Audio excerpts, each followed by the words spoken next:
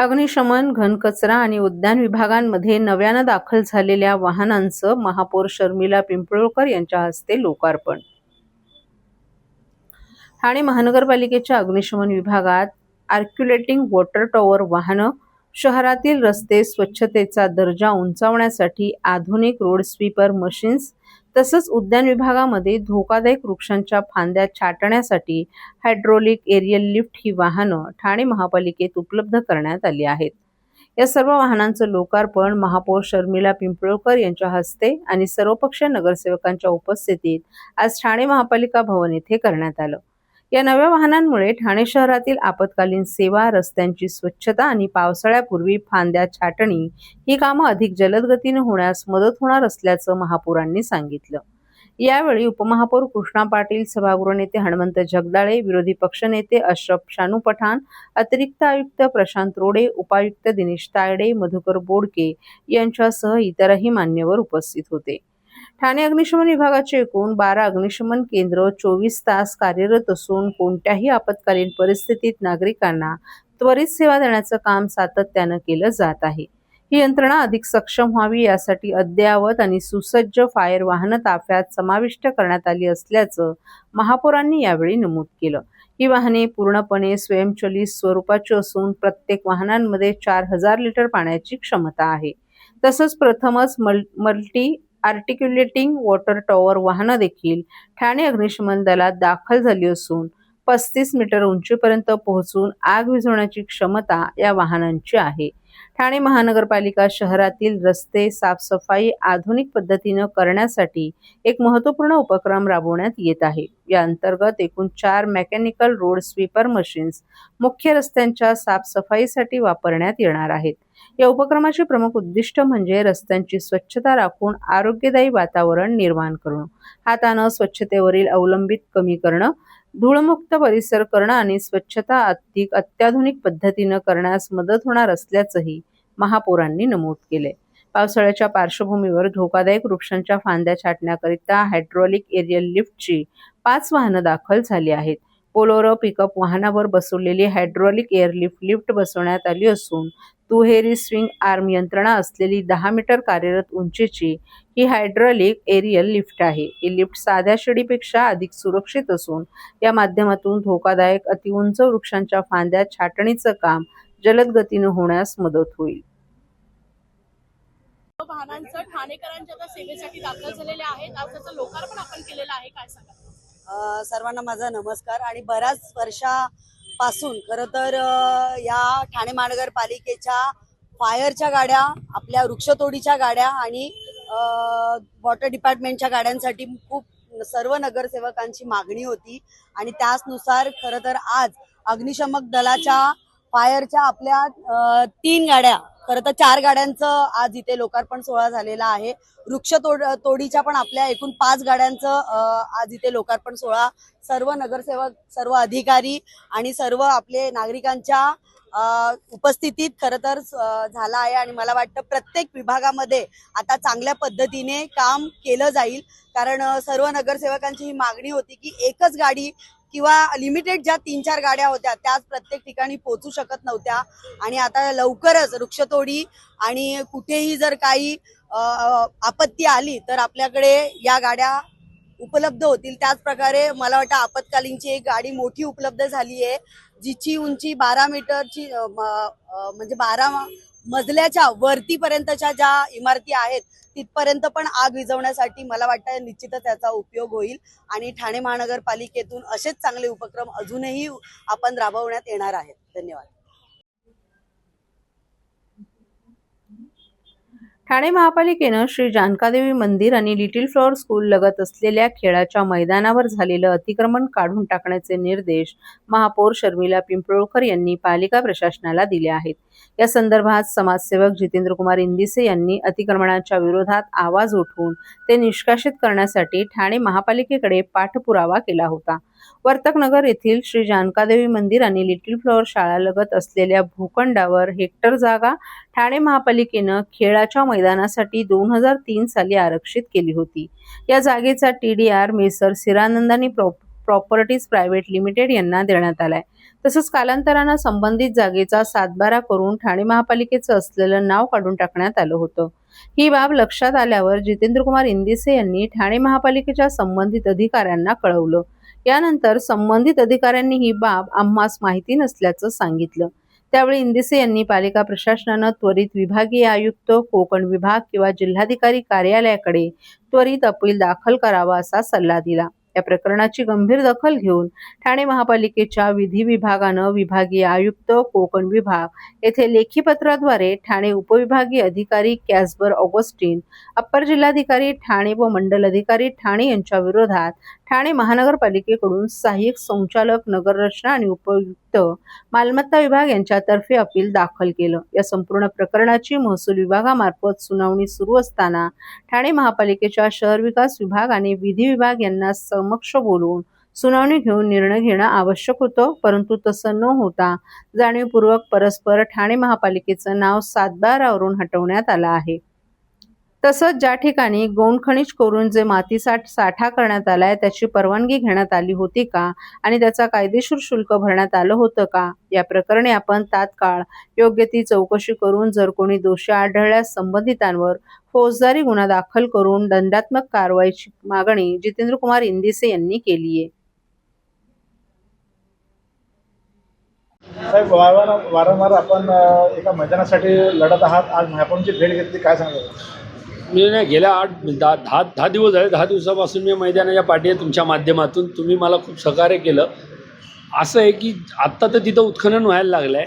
मी आता महापौरांशी परवा येऊन भेटून गेलो होतो. महापौरांनी आम्हाला आजची वेळ दिली आणि आज सन्माननीय अतिरिक्त आयुक्त श्री रोडे साहेब होते, उपायुक्त मुख्यालय माननीय बिरारी साहेब होते, उपायुक्त क्रीडा विभागाचे पलांडे मॅडम होत्या, गणेश चौधरी सहाय्यक आयुक्त वर्तन प्रभाग समिती, सुनील पाटील EDDP डिपार्टमेंटमधून आले होते, काळेसाहेब होते विधीचे, नंतर सेंट जॉन बाप्टिस्ट चर्च यांचे काही सदस्य आले होते. जो काही आपला प्लेग्राऊंड होतं राखीव, शाळेचं मैदान राखीव लिटिल फ्लावर जवळ लगत असलेलं, ते सातबाऱ्यावरून सेंट जॉन बाप्टिस्टच्या नावाने खोटं कुणीतरी ॲफिडेविट दाखल केलं. कॅस्पर ऑगस्टिन असं नाव कळालेलं आहे.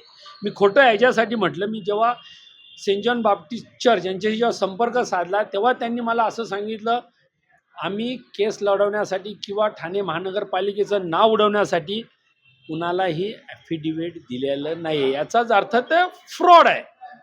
ह्या सगळ्या गोष्टी जेव्हा मी सन्माननीय महापौर महोदयांच्या कानावर घातलं, त्यांनी गंभीर दखल घेतली. या विषयाची गंभीर दखल घेऊन तात्काळ माननीय उपायुक्त, अतिरिक्त आयुक्त सगळ्यांची आज त्यांच्या दालनात बैठक बोलवली. 1 तास चर्चा झाली व्यवस्थित आणि निर्देश असे देण्यात आले आहे की संबंधित पत्रव्यवहार जो आपण लवादाकडे गेलेलो आहे, अपील विभागीय आयुक्तांकडे संपर्क साधून पत्रव्यवहार करून, सेंट जॉन बाप्टिस्टची पत्रव्यवहार करून संपर्क साधून सगळी पत्र सन्माननीय विभागीय आयुक्त, सन्माननीय जिल्हाधिकारी यांनाकडे द्या आणि परत ठाणे महानगरपालिकेचं नाव लवकरात लवकर सातबाऱ्याला लावून घ्या यांनी स्पष्ट आदेश दिले आहेत. आणि तसं अधिकाऱ्यांनी आम्हाला सांगितलं, साहेब आम्ही आजच पत्रव्यवहार करू. सर्व नागरिकांना आवाहन करण्यात येत आहे की सध्या डासांमार्फत पसरणाऱ्या डेंग्यू या आजाराचा प्रसार रोखण्यासाठी प्रत्येकाने पुढील प्रमाणे कार्यवाही करावी.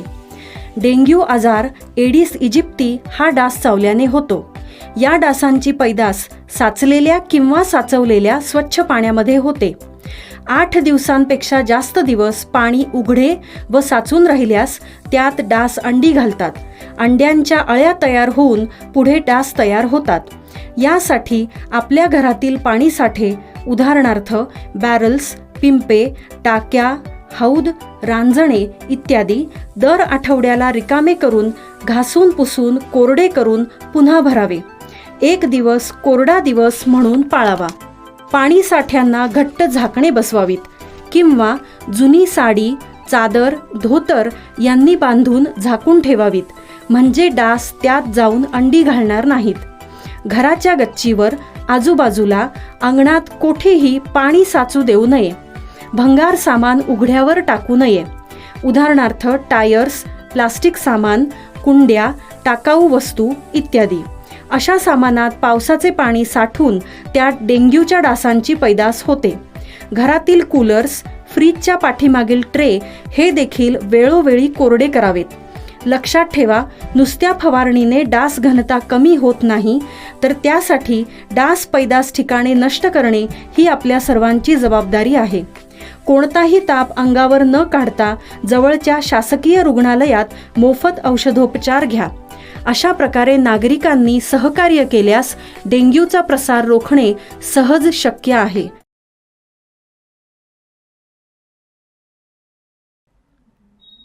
ठाणे महापालिकेतून सेवानिवृत्त झालेल्या सफाई कर्मचाऱ्यांच्या 31 वारसांना वारसा हक्क आणि मयत कर्मचाऱ्यांच्या 3 वारसांना अनुकंपा तत्वावर सेवेत नियुक्ती देण्याबाबत प्रशासनानं सकारात्मक भूमिका घेतलीय. याबाबत महापौर शर्मिला पिंपळकर यांनी प्रशासनाकडे पाठपुरावा केला होता.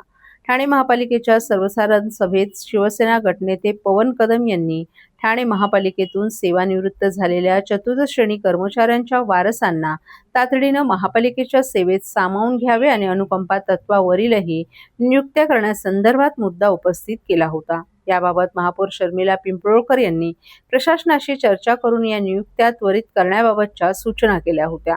त्यानुसार नुकताच 34 वारसांना वारसा हक्काने आणि 3 वारसांना अनुकंपा तत्वावर असे एकूण 34 वारसांना नियुक्तीपत्र प्रशासनामार्फत देण्यात आली. ठाणे महापालिकेच्या माध्यमातून सेवानिवृत्त होणाऱ्या चतुर्थ श्रेणी कर्मचाऱ्यांच्या वारसांना वारसा तत्वानं नोकरी देण्याबाबतची प्रक्रिया गतिमान पद्धतीनं सुरू असून कागदपत्रांची पूर्तता केल्यावर संबंधितांना प्राधान्यानं नियुक्तीपत्र दिलं जाणार असल्याचं आयुक्त सौरभ राव यांनी नमूद केलंय. महापौर शर्मिला पिंपळकर आणि शिवसेनेचे गटनेते पवन कदम यांनी घेतलेल्या पुढाकारामुळे कर्मचारी वर्गात आनंदाचं वातावरण निर्माण झालंय.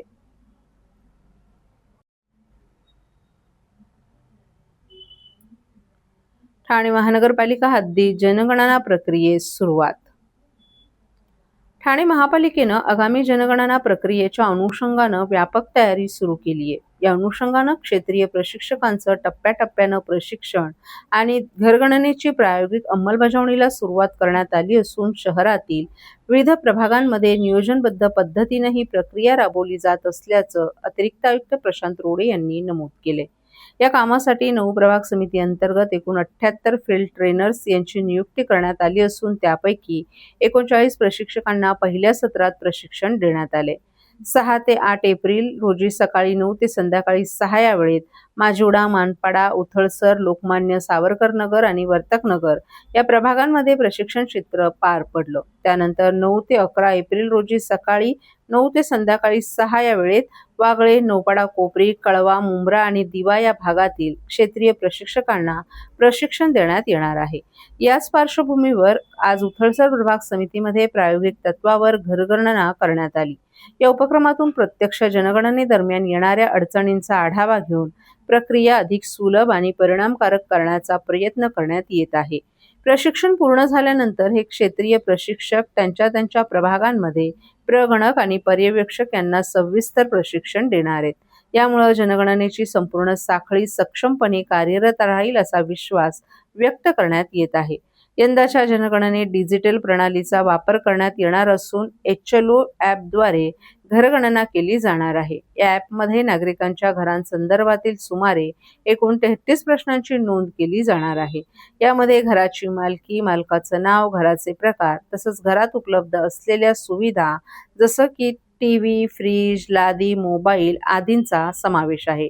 याशिवाय नागरिकांच्या सोयीसाठी 1 ते 15 मे या कालावधीत स्वयं जनगणना करण्याची सुविधा उपलब्ध करून देण्यात येणार आहे. नागरिकांना जनगणना पोर्टलवर लॉग इन करून स्वतःची माहिती भरता येणार आहे. माहिती भरल्यानंतर प्रत्येक नागरिकाला युनिक कोड प्रदान केला जाणार आहे. हा युनिक कोड नागरिक घरी येणाऱ्या प्रगणकाला उपलब्ध करून देतील आणि त्यानुसार त्याची घरगणना पूर्ण होईल. एकूणच ठाणे महापालिकेकडून जनगणना अधिक पारदर्शक, अचूक आणि तंत्रज्ञान आधारित करण्यासाठी ठोस पावलं उचलली जात असून नागरिकांच्या सक्रिय सहभागातून ही मोहीम यशस्वी होईल असा विश्वास ठाणे महापालिकेच्या जनगणना विभागाचे सहाय्यक आयुक्त तथा नोडल अधिकारी सचिन बोरसे यांनी व्यक्त केलाय.